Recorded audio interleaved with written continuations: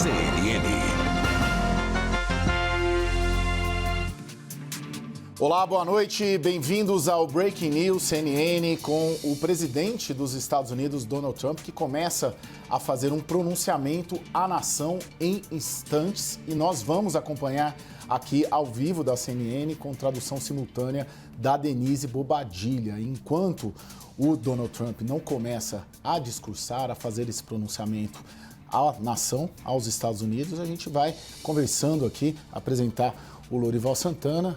Bem-vindo, Lorival. Estava comigo até agora ali no WW, né, Lorival? Verdade. E a gente vai continuar nesse Breaking News. Eu vou chamar, inclusive, também o professor de Relações Internacionais, Marcos Vinícius de Freitas. Boa noite, professor. Professor do China Foreign Affairs. Vamos lá, já me avisam aqui que o Donald Trump começou a falar. A gente vai acompanhar com tradução simultânea a partir de agora. Isso aconteceu durante um governo democrata. E quando começamos a ouvir pela primeira vez a expressão de acessibilidade econômica. Nossa fronteira foi aberta e, por causa disso, nosso país foi invadido por um exército de 21 milhões de pessoas. Muitos vieram de prisões, de instituições de saúde mental, de asilos, foram traficantes, membros de gangues, e 11 mil deles foram criminosos confirmados. E isso foi permitido que acontecesse com o nosso país. E isso nunca pode acontecer novamente.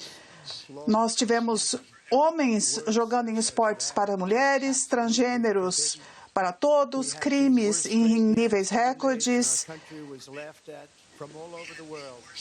Nós tivemos os piores acordos comerciais já feitos e o nosso país era motivo de piada em todo o mundo, mas não estão mais rindo de nós. Nos últimos 11 meses, nós trouxemos mais mudanças positivas para Washington do que qualquer outro governo na história americana. Nunca houve nada como isso, e eu acho que muitos concordam com isso. A maioria concorda com isso. Eu fui eleito em grande vantagem, ganhando o voto popular, e todos os estados, os 7 estados pêndulo, recebendo um mandato para consertar um sistema doente e corrupto. Isso para trazer uma riqueza para o povo americano, que estava sendo arrasada, e os sonhos arrasados estavam sendo arrasados nos últimos 4 anos. Os Estados Unidos estavam sendo governados por políticos que lutavam apenas para pessoas próximas deles, para imigrantes ilegais, para criminosos, para lobistas do mundo corporativo, prisioneiros, terroristas. Eles deixaram que nossas cidades fossem invadidas por imigrantes ilegais. Eles dizimaram as nossas poupanças.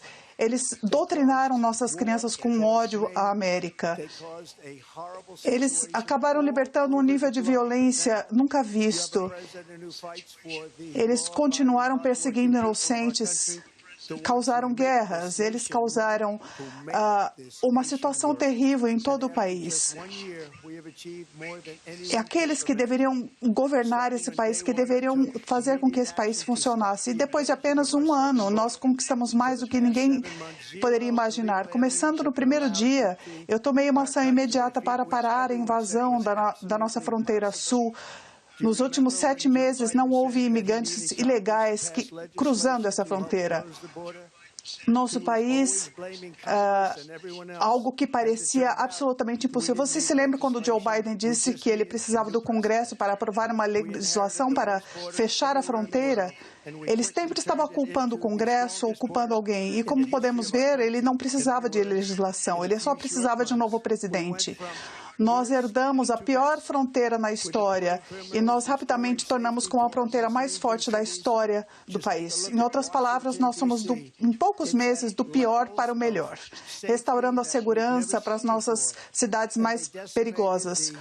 Vejam o caso de Washington, D.C. Ele está em níveis de segurança que nunca eram vistas antes. E ela estava dizimada por cartéis de drogas sanguinários que estavam destruindo a nossa população. E as drogas acabam destruindo as cidades, envenenando nossos cidadãos. São drogas trazidas pelos oceanos, pelo mar, e elas caíram em 94%. E agora, nós conseguimos trazer as escolas de volta para os estados. O sistema educacional voltou para os estados, onde eles nunca deviam ter saído. A força militar nos Estados Unidos, no meu primeiro mandato, era a mais forte e nós conseguimos restaurá-la agora. Nós resgatamos a força americana, conseguimos encerrar 8 guerras em 10 meses, destruímos a força nuclear iraniana, acabamos com a guerra em Gaza, trouxemos paz pela primeira vez ao Oriente Médio em 3.000 anos. E conseguimos assegurar a soltura dos reféns, tanto os vivos quanto os mortos. Aqui, no nosso país, nós estamos trazendo a economia de volta depois da ruína.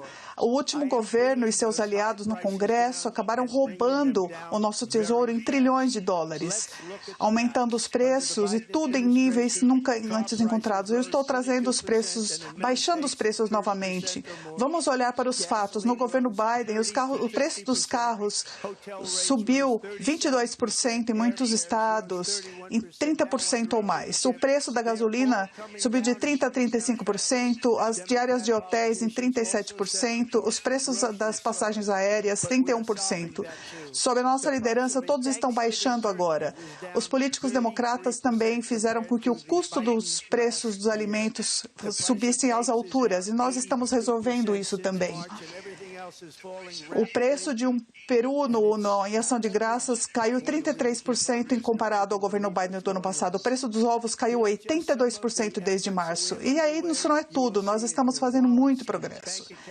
Ninguém nem poderia acreditar o que a gente fez, os esforços que estão sobre o caminho. Vocês podem ver isso nas suas carteiras, nas suas contas bancárias. Depois do ano novo, nós veremos também mais recordes nas receitas. Sob Biden, os salários caíram em $3.000. Com Trump, nós já vimos os salários subirem pelo menos em $1.300. Para trabalhadores da construção, nós conseguimos subir em $1.800. E pela primeira vez em muitos anos, os salários estão subindo muito mais rápido do que a inflação. Lembre-se, olhe só para isso, os salários estão subindo muito mais rápido do que a inflação. Isso é algo enorme. E há mais pessoas trabalhando hoje do que em qualquer outra época da história americana. E 100% de todos os trabalhos criados, desde que eu assumi o governo, foram no setor privado. Pensem nisso, 100% de todos os empregos são no setor privado e não no governo. E o que é a única maneira de tornar um país poderoso e grande. Essa tendência histórica vai continuar. Eu assegurei, um recorde de investimentos de $18 trilhões nos Estados Unidos, trazendo novos trabalhos, salários, abertura de fábricas. E muito desse sucesso foi conquistado por causa das tarifas. Minha palavra favorita, tarifa. As tarifas que por muitas décadas foram usadas com sucesso por outros países contra nós, mas não mais. As empresas sabem que se elas produzirem na América, não haverá tarifas, e é por isso que elas estão vindo para os Estados Unidos em números recorde. Eles estão construindo fábricas, plantas, de uma forma que nunca vimos. São a inteligência artificial, montadoras. As pessoas não achavam que isso era possível, mas nunca houve nada como isso. Há um ano, nosso país estava morto, nós estávamos mortos, nosso país estava pronto para fracassar, era um fracasso. Agora, nós somos o país mais quente em qualquer lugar do mundo. E isso é dito por qualquer líder com quem eu conversei nos últimos 5 meses. No próximo ano, vocês também verão os resultados dos maiores cortes de impostos na história americana. E isso vai ser conquistado por nossa linda e longa lei, talvez a maior legislação já aprovada no Congresso. Nós conseguimos trazer 12 diferentes leis, projetos de lei, em uma bela lei que inclui, por exemplo, não ter impostos nas gorjetas, não ter imposto nem hora extra e não ter também imposto no seguro social das pessoas mais velhas. E $20 mil por ano que vai ser trazido nessa nova política tarifária. Por causa das tarifas, junto com a linda e longa lei, hoje eu tenho orgulho de anunciar que mais de 1.450.000 membros das Forças Armadas vão receber um dividendo, chamado Dividendo do Guerreiro, antes do Natal. Eles, em honra da nossa nação fundada em 1767, vamos enviar aos soldados $1.776, que é o ano da fundação do nosso país. Nós fizemos isso 30 minutos atrás. Eu acho que ninguém merece mais do que os nossos militares e eu quero parabenizar a todos. E, aliás, agora nós temos um alistamento recorde nas forças militares. No ano passado, nós tivemos os maiores números de recrutamento na história das nossas forças. E essa diferença é o que o nosso país que eu trouxe de diferente para o nosso país. Nós também reduzimos os preços dos medicamentos vendidos sob receita. E países que tinham muita vantagem, porque eles cobravam os preços, preços que aqui eram cobrados 500% a mais do que em outros países. Com isso, agora, os nossos preços estão caindo como nunca, por causa dessa redução no preço do dólar. E eles estavam nos roubando. Isso começou 4 dias atrás. Nunca houve nada assim na história do nosso país. Os medicamentos, o preço dos medicamentos só subiam, mas agora nós temos números que nem eram imaginados. Isso se chama nação mais favorecida, política de nação mais favorecida. A primeira dessas reduções de preço estarão disponíveis a partir de janeiro no novo site chamado trumprx.gov. Nós estamos lidando com as empresas de seguro médico que ficaram ganhando bilhões de dólares que deveriam ir para as pessoas, o dinheiro que devia ir para vocês, para que vocês pudessem comprar seu seguro-saúde e pudessem benefícios maiores, um custo menor, para que vocês tivessem um seguro-saúde melhor. O atual ACA, ou Obamacare, foi criado para tornar as companhias de seguro mais ricas. Era um péssimo sistema de saúde com um custo muito alto e nós estamos vendo no aumento do preço do prêmio do seguro-saúde por causa disso. É culpa dos democratas e não dos republicanos. Ele é impossível de ser pago. Nós teremos um seguro-saúde muito melhor, num preço muito menor. Os únicos perdedores serão as companhias de seguro que ficaram ricas por causa do Partido Democrata e que são controlados indiretamente por eles. Eles não ficarão felizes, mas tudo bem para mim, porque as pessoas terão um seguro num seguro menor. Outra questão importante é da energia.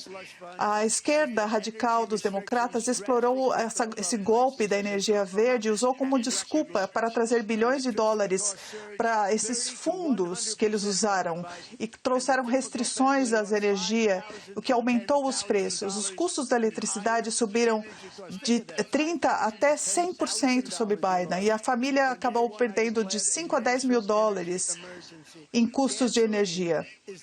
No primeiro dia, eu declarei uma emergência energética nacional. A gasolina agora está num preço de galão abaixo de $2,50 e na maior parte dos países é possível pagar $1,90 pelo galão. Nos próximos 12 meses, nós iremos abrir novas plantas de energia, novas usinas de energia, em cerca de 1.600 novas usinas. Os preços da eletricidade vão cair dramaticamente. A inflação causada pelo desastre que foi o democrata, que foi a pior do nosso país, também roubou milhões de americanos do seu sonho de ter a própria casa. O preço do financiamento imobiliário subiu $15 mil sob o governo democrata em 11 meses. Nós já conseguimos abaixar isso em $3 mil e eles vão ficar muito mais baixos. Os números serão chocantes e eu vou anunciar o próximo presidente do Federal Reserve, alguém que acredito que baixará os juros e também isso ajudará também com que o financiamento imobiliário caia muito. Vocês verão isso no novo ano. E vocês também vão ver uma reforma agressiva no sistema imobiliário nos Estados Unidos, o maior. Uma coisa que subiu muito o preço da habitação foi a invasão pela fronteira. Nós nunca tínhamos sido envolvidos. Foi a pior coisa que aconteceu no governo Biden para o nosso país, foi a invasão pela fronteira. O último governo deixaram que milhões e milhões de pessoas, de imigrantes, entrassem no país e usaram o dinheiro que os cidadãos pagaram em impostos para permitir que eles morassem aqui. Ao mesmo tempo, eles roubaram empregos dos americanos e usaram saúde de graça, educação de graça, pagas pelos cidadãos. Eles também aumentaram o custo das forças de segurança em números tão altos que isso nunca foi mencionado. Pela primeira vez em 50 anos, nós estamos revertendo as políticas migratórias, deixando mais habitação, mais empregos para os americanos. Toda a criação de empregos antes de eu entrar no governo ia todas para os migrantes. Desde que eu assumi, todos os empregos líquidos foram para cidadãos nascidos nos Estados Unidos, 100%. Eu acho que o governo deve servir aos americanos patriotas produtivos que trabalham duro, e não deve servir aqueles que não obedecem à lei, que enganam o sistema, que buscam o poder e lucram com ele. Vejam o que acontece em Minnesota, onde os somalis estão tomando a economia do Estado, estão tirando bilhões e bilhões de dólares do Estado de Minnesota.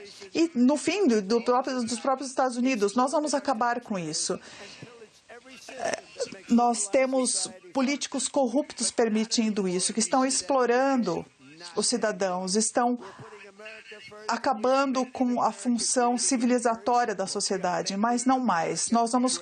Estamos colocando a América em primeiro lugar e estamos tornando a América grande novamente. Em resumo, estamos fazendo a América grande novamente. Depois de 11 meses, a nossa fronteira está segura, a inflação foi contida, os salários estão subindo, os preços estão caindo, a nossa nação é forte, os Estados Unidos são respeitados e nosso país está de volta mais forte do que nunca. Nós estamos prontos para o boom econômico que o mundo nunca viu. Em breve, nós teremos a Copa do Mundo de futebol e as Olimpíadas.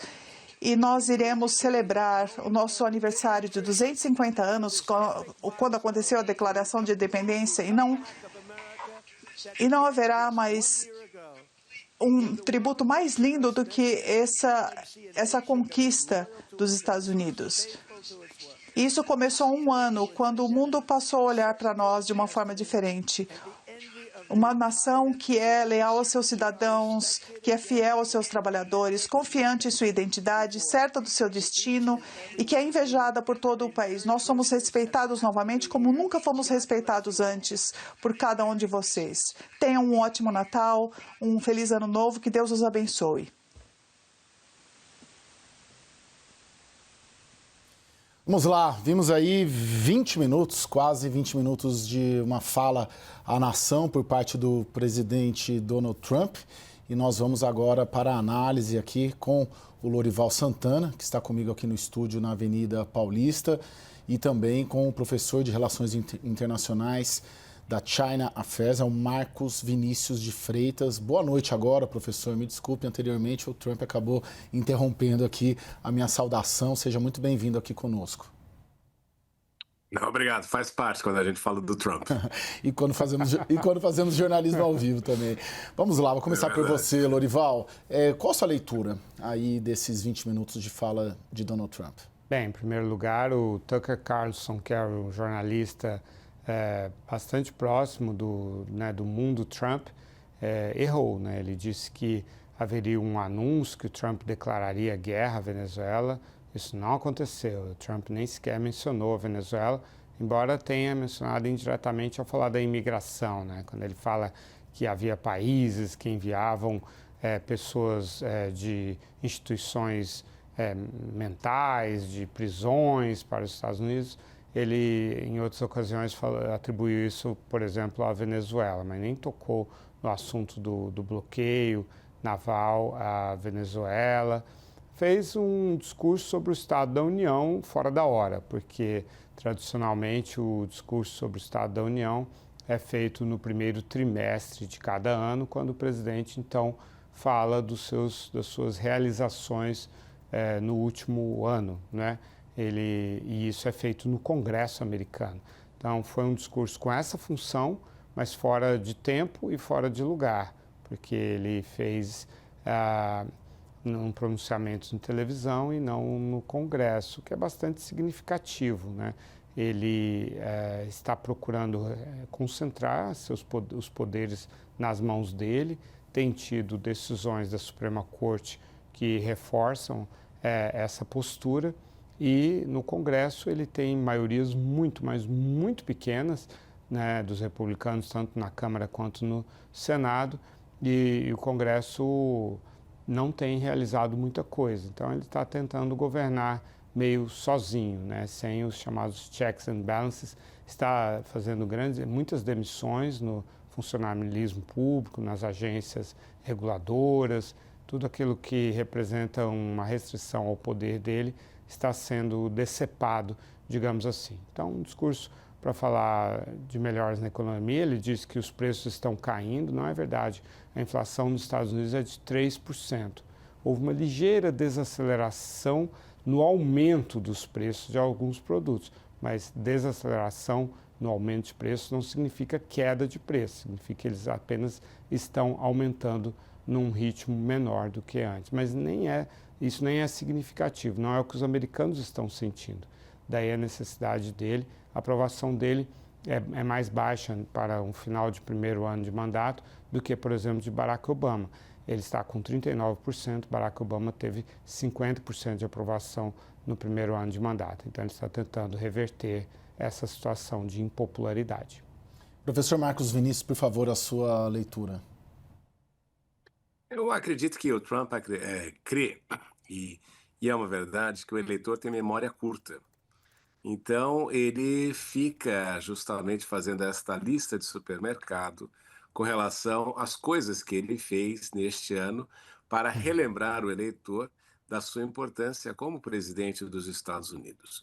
O fato é, como o Lorival disse, que as eleições que houve, algumas delas que aconteceram neste ano, já não foram tão satisfatórias, e ele mesmo disse que o resultado não foi melhor porque o nome dele não estava envolvido no processo eleitoral, mas isso denota claramente uma deterioração dos números dele. E embora ele tenha esse perfil autoencomiástico, né, de elogiar-se a si mesmo e tentar aí fazer com que o eleitor ache que ele é, de fato, o melhor presidente da história dos Estados Unidos, o fato é de que ele precisa disso, no sentido de que o eleitor que começa já a antever um processo eleitoral que vai acontecer em novembro do próximo ano, pense melhor na opção, e por essa razão que ele fez. Dentro dessa lista, basicamente metade do discurso foi falando a respeito das políticas implementadas pelo Joe Biden,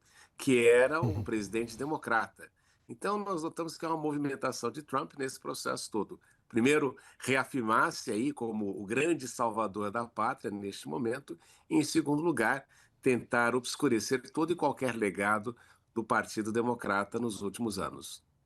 Agora, Lorival, surte efeito. Vocês colocaram essa questão dos números de popularidade, baixa popularidade, dificuldade política no Congresso. Quando ele vai ali, e você mesmo ressaltou isso, fora de onde seria o natural, né? E do tempo também, do lugar e do tempo.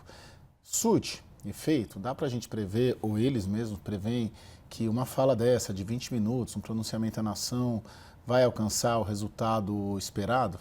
As pesquisas têm mostrado que essa tentativa do Trump de retomar o controle sobre as versões dos fatos, ela surte efeito sobre a base dele no sentido mais restrito, a base mais fiel a ele, mais leal. Por exemplo, vamos pegar o caso do Epstein, né? Que ele próprio tracionou essa ideia de que havia uma conspiração, e aí quando ele quando chegou a oportunidade para divulgar a lista, quem eram as pessoas envolvidas naquela rede de prostituição e até de pedofilia, ele recuou, não queria mostrar. E aí houve uma reação, uma grita muito grande no movimento Faça América Grande de novo, porque essa era uma das promessas de campanha. O que ele fez? Ele disse, ele e as pessoas que o ajudam nos podcasts, né, o mundo Trump da informação, disse que que o Estado profundo, dominado pelos democratas, é tão poderoso que nem ele, como presidente, lá em 2019, quando o Epstein morreu na prisão, conseguiu mostrar que aquilo não tinha sido um suicídio, que tinha sido um assassinato. Então ele procurou mostrar que o Estado profundo é muito poderoso, mais poderoso do que o presidente, e daí a importância de o Trump lutar contra isso. Na pesquisa Ipsos Reuters, aumentou a aprovação do movimento Faça América Grande de novo ao Trump na questão da lista Epstein. E o eleitorado americano como um todo diminuiu a aprovação, não comprou essa narrativa. É provável que isso aconteça de novo, porque, em geral, os americanos estão sentindo, e a questão central é o custo de vida, estão sentindo que não é verdade que os preços estão caindo, eles não estão caindo. As pessoas sentem isso no bolso, mas pode ser que aquele reduto menor, mais aguerrido, goste de ver o seu presidente fazendo esse discurso. Isso não será suficiente nas eleições de meio de mandato de novembro, quando toda a Câmara e um terço do Senado serão renovados. Professor, eu preciso apenas chamar um intervalo e depois dele eu volto diretamente com o senhor. A gente vai fazer um rápido intervalo agora e na volta a gente continua aqui nossa conversa, nossa análise sobre esse pronunciamento à nação do presidente dos Estados Unidos, Donald Trump. Até já. Breaking News, CNN.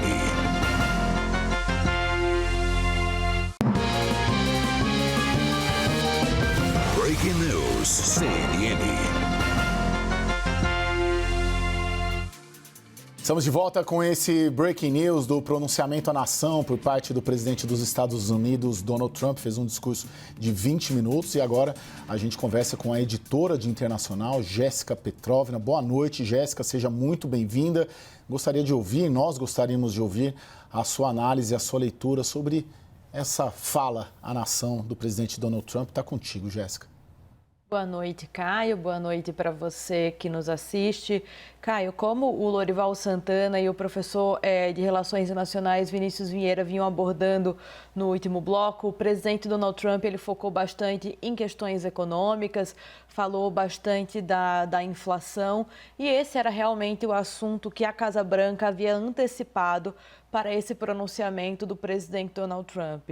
Agora, se criou essa expectativa, Caio, para o pronunciamento do presidente americano, não só, como o Lorival Santana lembrou, por essa declaração do Tucker Carlson, que é um ex-comentarista da Fox News, próximo ao presidente americano, dizendo que os congressistas teriam sido avisados sobre o início de uma guerra com a Venezuela e que esse anúncio seria feito oficialmente hoje à noite, mas também por todo o contexto de aumento da pressão militar dos Estados Unidos sobre a Venezuela. Essa tensão com a Venezuela ela vinha escalando desde ontem.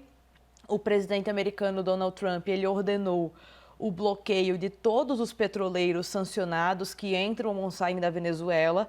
E hoje, no final da tarde, ele disse que não ia permitir que ninguém furasse, ninguém atravessasse esse bloqueio naval que os Estados Unidos impuseram sobre os petroleiros da Venezuela. Isso é importante, Caio, porque o petróleo é hoje uma das principais fontes de receita para a Venezuela. A Venezuela já não consegue produzir tanto petróleo quanto a sua capacidade permitiria, mas ainda assim o petróleo é uma fonte importante de receita para a Venezuela, é o que mantém o regime de Nicolás Maduro. Então, o presidente Donald Trump, além daquele cerco militar que ele tem feito ao redor da Venezuela, ele também tem pressionado a economia da Venezuela. E por causa de todo esse contexto e dessa declaração do Tucker Carlson, se criou uma expectativa de que o presidente Donald Trump poderia eventualmente fazer algum anúncio relacionado à Venezuela. Agora, o que a gente viu, Caio, foi um discurso focado no público americano, focado na economia. E a gente sabe, como o Lorival vinha falando, que essa é a preocupação dos americanos. As pesquisas mostram que os americanos são contra esse tipo de intervenção na Venezuela e estão preocupados com a inflação, com o desemprego que subiu esse mês passado. Caio. Joia, obrigado, Jéssica. Vamos colocar o professor Marcos Vinícius agora também para ouvi-lo, a sua leitura. Essa questão, principalmente ali da Venezuela, criou-se uma expectativa muito grande por parte da imprensa de que houvesse um anúncio, talvez, de uma ação militar, que é esperada, mas ele sequer toca nesse assunto. Sua leitura, professor, por favor. Ele mesmo disse, o presidente Trump, que estratégia militar você não revela antes, não é? Ele precisaria, se fosse fazer uma guerra, de uma autorização do Congresso, e, ao que consta, não haveria também apetite nesse sentido. E ele precisaria, para conseguir isto e convencer a opinião pública, construir uma narrativa com relação ao impacto negativo da Venezuela. Então, como foi feito na questão do Iraque, de dizer que havia armas de destruição em massa, toda vez que o presidente americano vai agir, ele precisa de um argumento moralista para que dê fundamentação nesse processo. E claro que ele está usando a questão da droga nesse sentido. Agora, resta saber, não é, se o quanto isso impacta efetivamente a opinião pública norte-americana para dar apoio a uma ação militar deste tipo. E nós sabemos duas coisas importantes, né? A Venezuela tem os seus inúmeros problemas e, obviamente, que fica muito difícil qualquer um vir a defender a questão da Venezuela, mas nós sabemos que uma ação deste tipo fere qualquer princípio da Carta das Nações Unidas e de soberania.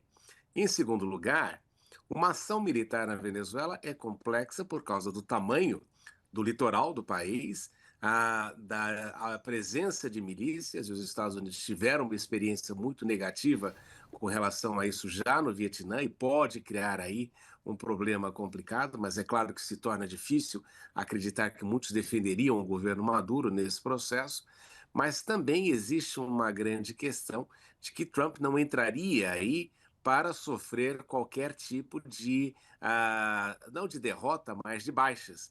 E como nós observamos, e o Lorival acompanha também isso, a Venezuela comprou muitos equipamentos russos nos últimos anos, que nós não sabemos efetivamente como poderiam ser utilizados neste processo. Então, toda essa situação faz com que Trump, que gosta de agir por surpresa, também tenha que medir muito bem os passos, justamente porque ele não quer aí ter nenhuma baixa e ser muito parecido com aquela ação que ele teve no Irã, de ir atacar e voltar sem nenhuma baixa para o exército norte-americano. Então, talvez pesando isso, é que não faça sentido aí buscar um conflito armado com a Venezuela. Ô Lorival, você tem colocado também nessa questão da Venezuela, no esteio aí do que o professor coloca, que não é uma ação, vamos dizer assim, popular do ponto de vista interno, né, que facilmente ele consegue recuperar essa popularidade perdida, que tanto você quanto o professor colocaram na primeira intervenção. Tem esse cálculo? Assim, ele vai calcular a ação militar a partir da resposta que o público interno dará, positiva ou negativa, a isso? Sim, o Trump ele é muito guiado pelo impacto na opinião pública. Esse é o principal vetor de driver, de decisões que ele toma. Isso a gente observa ele mesmo, descreve isso e as pessoas que estão ao redor dele relatam isso o tempo inteiro, que ele está sempre medindo o pulso das reações da opinião pública a cada passo que ele dá, sobretudo, né, o eleitorado republicano e tal. Agora, a gente sabe também que o momento anterior ao início de uma guerra é muito diferente do momento posterior ao início de uma guerra. Os sentimentos mudam completamente. A guerra é um fato consumado. Num país como os Estados Unidos, se eles entram em guerra, e sobretudo se há uma reação da Venezuela, né, e se há baixas americanas, de um lado, como o Marcos disse, não é o que o Trump deseja, ele quer evitar isso a todo custo. Meu cenário base continua sendo de bombardeios cirúrgicos que não teriam esse risco. Agora, eventualmente, se há uma reação da Venezuela, se há baixas americanas, aí o humor da população muda completamente. De um lado, isso levaria a um risco de uma desaprovação, mas na medida em que os Estados Unidos vão se aprofundando nessa operação, a tendência do público americano é apoiar o governo, mesmo discordando dos fundamentos que levaram à guerra. Professor, o senhor é professor de Relações Internacionais, especializado, né, nessas questões, principalmente em China. Claro, tem conhecimento sobre todas as questões de relações internacionais, mas especificamente em relação à China, que é o grande adversário, rival, ali a potência que faz frente aos Estados Unidos. Como os chineses estão enxergando essa provável ação militar dos Estados Unidos aqui na Venezuela? Só um acréscimo no que o Lorival disse, aí eu já entro na sua questão. Ele tende a acompanhar isso, e outra questão, né, Lorival, é se houvesse algum escândalo que pudesse aparecer nesse processo todo e ele utilizasse a guerra para encobrir isso, como nós vimos várias vezes durante o governo Bill Clinton, até fizeram aquele filme, né, o Wag the Dog, toda vez que ele tinha um escândalo, ele fazia uma ação militar. Então tem esse componente que a gente tem de levar em consideração nessa situação também, dado o histórico dos presidentes norte-americanos. Mas a China observa com preocupação justamente porque uma ação na Venezuela, neste momento, retrataria e seria até uma confirmação do documento recente que os Estados Unidos fizeram com relação à sua superioridade e à sua hegemonia regional dentro do contexto do hemisfério ocidental. Então, o Trump pretende reafirmar aquela famosa doutrina Monroe da América para os americanos, e no sentido de tentar reduzir a presença da China, que vê na Venezuela, embora não goste, um parceiro importante nesse processo aí de fornecimento de petróleo, que ainda a China tem dependência.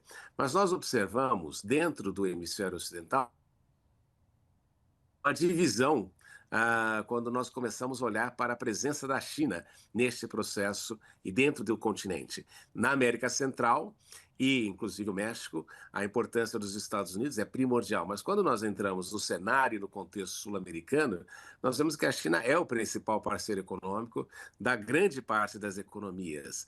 E, com isso, os Estados Unidos perderam terreno dentro desta área que sempre foi aí quase que submissa aos Estados Unidos na sua dependência econômica. Agora, isto preocupa Trump porque ele começa a observar que com este crescimento da presença chinesa, os países podem assumir um protagonismo maior e também diluir um pouco desta hegemonia regional dos Estados Unidos.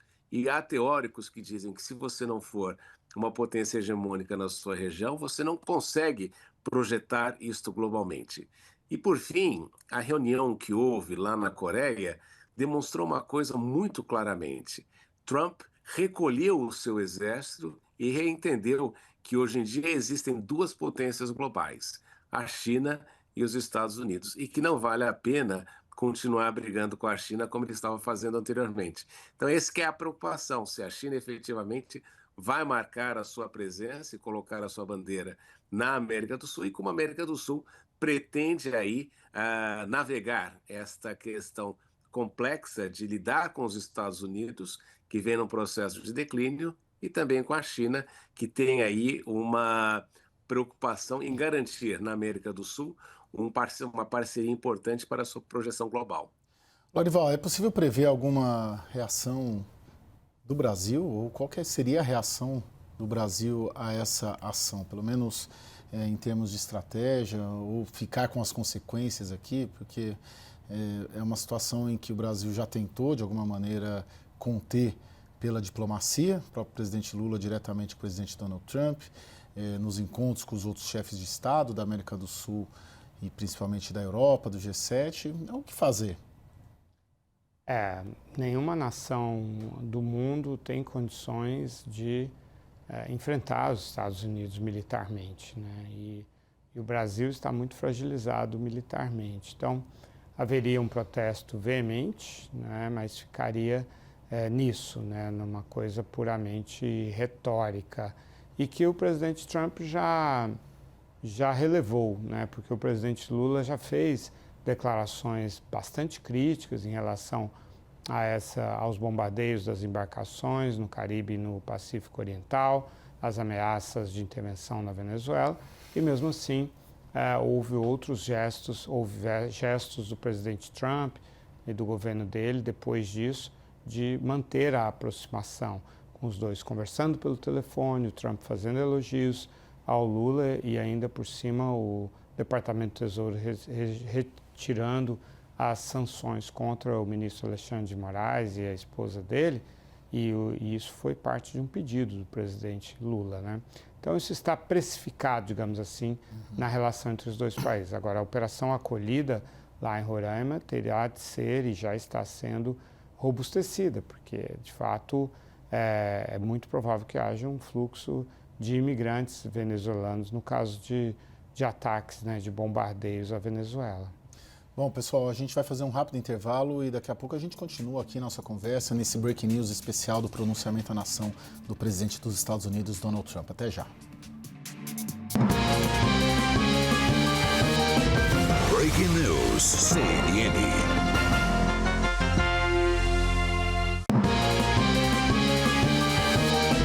Breaking News, CNN. Voltamos com esse Breaking News especial da declaração à nação do presidente dos Estados Unidos, Donald Trump. Durou aproximadamente 20 minutos e eu chamo agora a nossa editora de internacional, Jéssica Petrovna. Jéssica, já tem repercussão nos Estados Unidos desse discurso? Olha, Caio, o discurso foi um discurso curto para os padrões do presidente americano Donald Trump, né? Como você falou mais cedo, foi um discurso de 18 minutos aproximadamente, mas é um discurso que está dando bastante trabalho para o pessoal que trabalha com a checagem de fatos dos discursos dos políticos americanos, né? O presidente Donald Trump falou ali, ele seguiu aquela cartilha dele, falou bastante sobre a redução dos números de travessia na fronteira, falou bastante sobre economia, mas trouxe alguns dados que a imprensa americana já está apontando agora, que não são verdadeiros. Por exemplo, o presidente Donald Trump insistiu, isso é uma coisa que ele tem falado com bastante frequência, que ele teria contribuído, que ele teria atuado para encerrar 8 guerras. Só que essa lista do Trump, Caio, ele inclui, por exemplo, conflitos que não existiam, na verdade, né? Ele fala, por exemplo, sobre Sérvia e Kosovo. Isso é um conflito que existiu, mas que ele estava adormecido há muitos anos. E o Trump fala, não, mas eu evitei que ele voltasse a acontecer. É um conflito que entra na lista, mas que ele não existia de fato. A mesma coisa vale para Egito e Etiópia, que na verdade é uma disputa diplomática e não um conflito especificamente. Inclui também Camboja e Tailândia, que voltaram recentemente a trocar disparos na fronteira.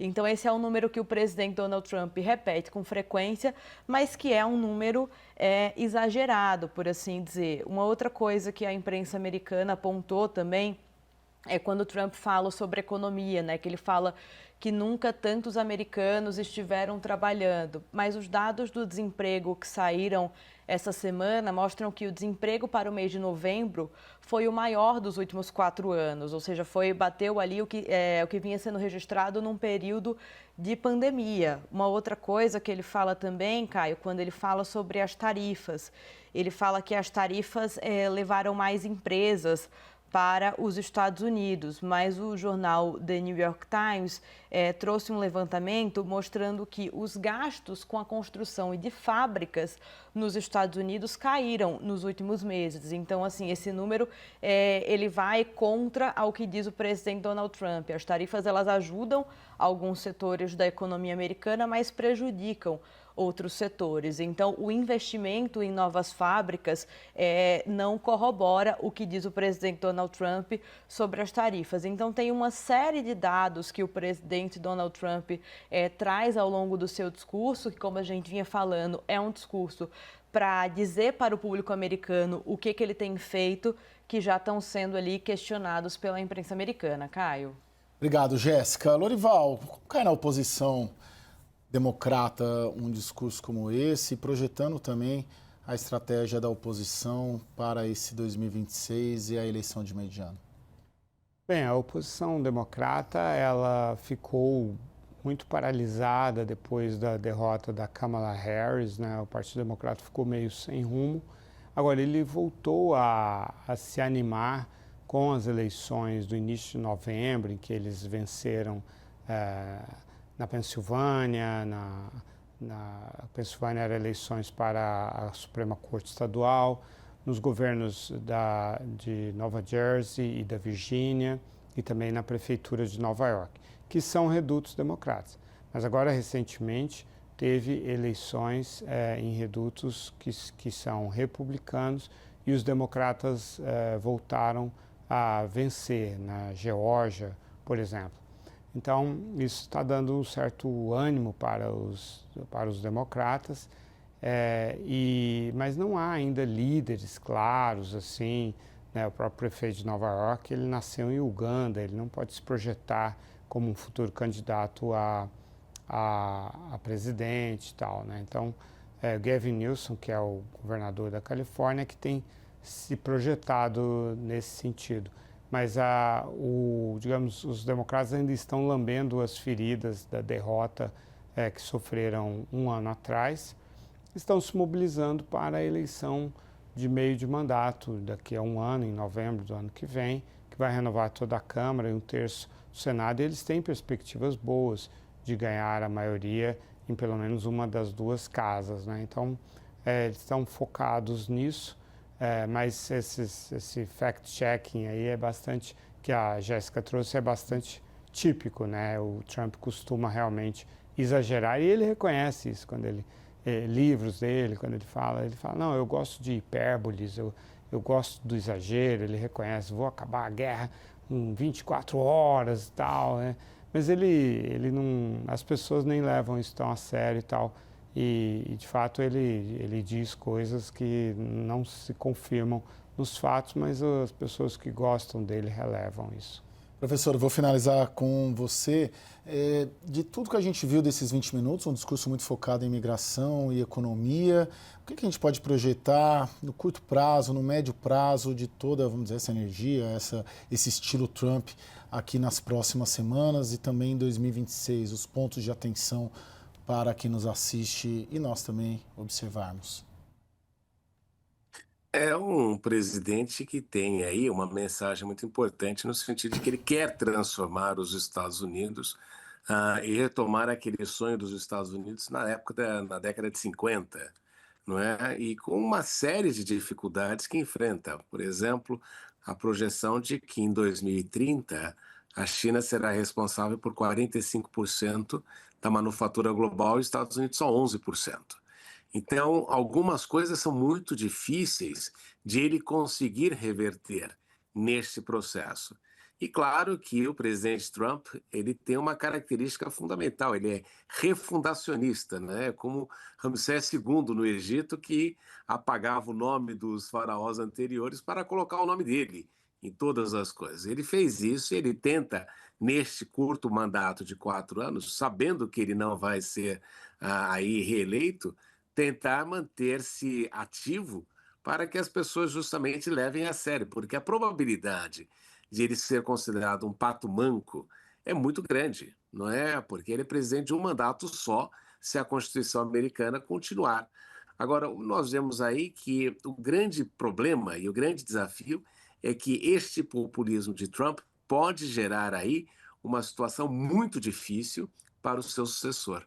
Então, pode ser uma bomba relógio que vai cair nas mãos do sucessor em razão de muitas das medidas que ele está adotando. Mas claramente que ele vem dentro de um contexto de deterioração dos Estados Unidos, uma tentativa de conter o declínio, que é muito difícil de fazer, mesmo adotando políticas que ele entenda aí como sendo contracíclicas. A joia, agradeço muito o professor de Relações Internacionais da China Foreign Affairs, Marcos Vinícius de Freitas. Professor, bom descanso, muito obrigado por dispor do seu tempo aqui conosco. Eu que agradeço pela oportunidade. Agradeço aqui, Lorival Santana. Muito obrigado. Prazer. Bom descanso, amanhã estamos juntos de novo, hein? Parabéns pela ancoragem. O dia inteiro aqui. E a vocês que nos acompanharam até agora, um excelente descanso e até amanhã.